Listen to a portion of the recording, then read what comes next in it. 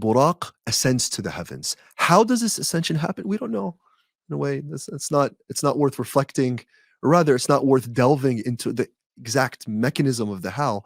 But he goes to the heavens, and he goes to the boundary of the first heaven. Where is the boundary of the what are these realities? You know, one day Allah subhanahu wa ta'ala will uncover these things for us if we're worthy of it and we are from the people of paradise. Ya Rabbil Alameen, nas'al Allah ta'ala an nakuna minhum, we ask Allah to allow us to be from them. And so, let me just fix this. Sorry. Sajad has these fancy chairs for me, mashallah. And so now he's at the lowest heaven. However, Jibreel, alayhi salam, Angel Jibreel, who is accompanying the Prophet sallallahu alaihi wasallam now, needs permission to enter, right? So Jibreel asks for permission, and it is said, who's there?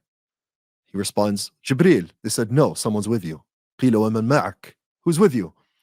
So he said, Muhammad sallallahu alayhi wasallam. قِيلَ وَقَدْ بُعِثَ إِلَيْهِ? Like, he's been sent? So the heavens know the Prophet sallallahu alayhi wasallam. It's like, he's been sent? So Sayyidina Jibreel says, yes. And so the doors of the first heavens are opened for Jibreel and our beloved sallallahu alayhi wasallam. And وَقَالَ مَرْحَبًا.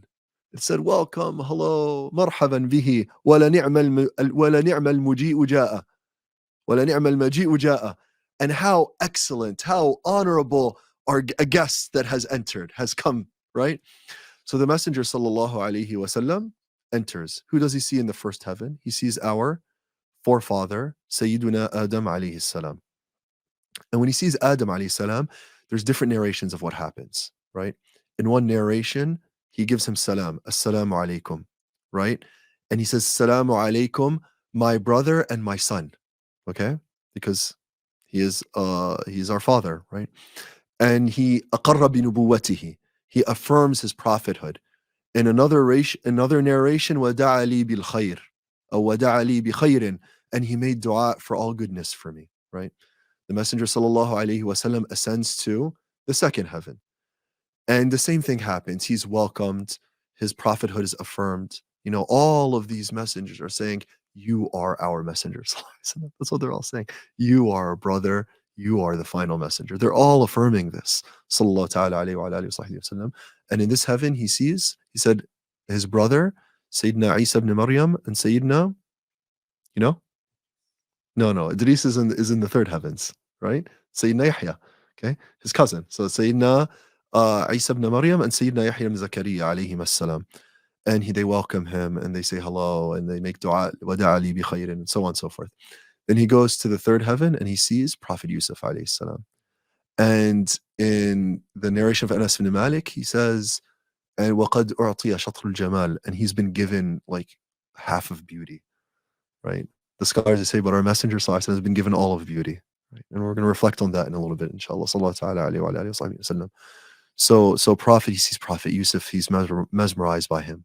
Sallallahu ta'ala alayhi wa alihi wa sallam. Same thing happens. He goes to the fourth heaven and he sees Prophet Idris, and then he says, that's what Allah meant by وَرَفَعْنَاهُ مَكَانًا عَلِيًّا, and we raised him to a high status, right? This is Prophet Idris. Idris welcomes him. Same thing happened.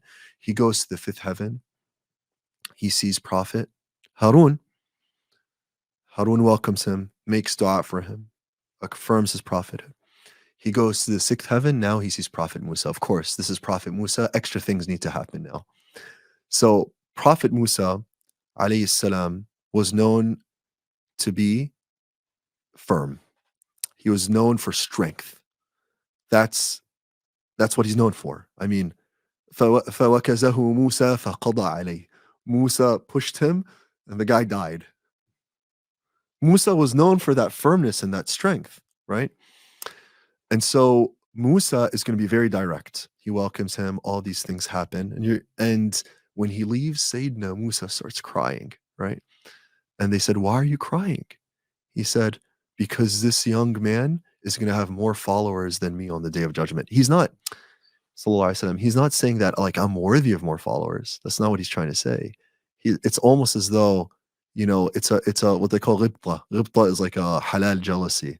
When you're jealous in a way that you wish you were able to accomplish the amount of good that someone else accomplished without hoping that that good is taken away from them. That's violent envy, what we call hasad.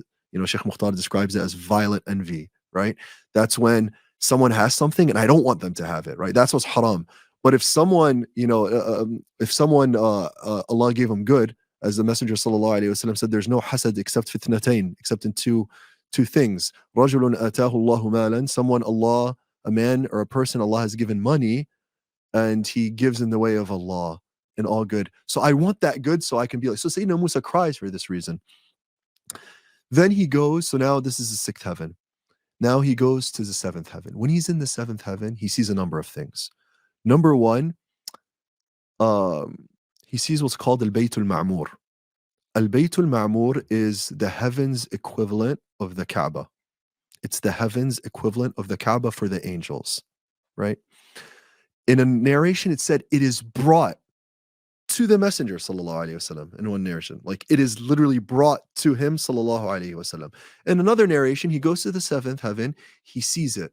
He sees 70,000 angels making tawaf around it, and he sees our Prophet Ibrahim with his back against the Bayt al-Ma'mur. And Prophet Ibrahim does the same thing. He welcomes him. He welcomes him as his son, right? And he affirms his prophethood. And he wada'a li bi khair, and he makes dua for good for me.